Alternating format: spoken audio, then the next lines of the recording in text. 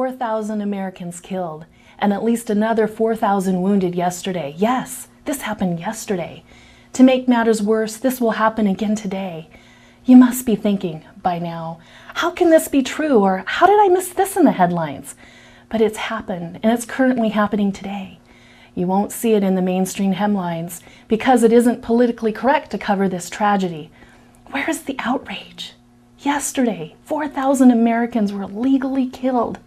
4,000 children safely tucked in their mother's womb were destroyed by this outrageous act of abortion because this is just not a good time to have it, or I can't afford it, or worse yet, I could never give it up. Where is the outrage? Every American should be outraged at the evil of abortion. The tragic loss of 12 lives just last week in Aurora, Colorado exposes the evil of the human heart that can destroy human life in an instant. As we try to grapple with the concept of loss for these families, I cannot help but think the same expressions of grief used to somehow make sense of the senseless act of violence in Aurora, Colorado, can somehow be also used for children legally killed in the womb. We often hear the expression like, so much potential, so young, I can't imagine the heartache of each family going through this. This is true of every baby conceived, waiting to take their first breath. It's senseless that they're ripped from their mother's womb by this violent act of abortion. We have dehumanized children.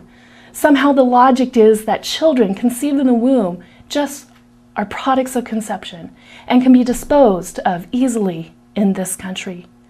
Where is the outrage? It is time, my friends. It is time for America to take responsibility. Let's turn the tide. It's time to be called into action. It's time to roll up our sleeves and get involved. It's time to say no more abortion. Not in my community, not in my state, and not in my country.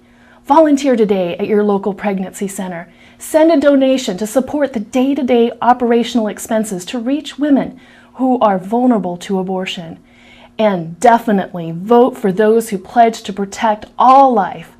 You and I, we can make a difference.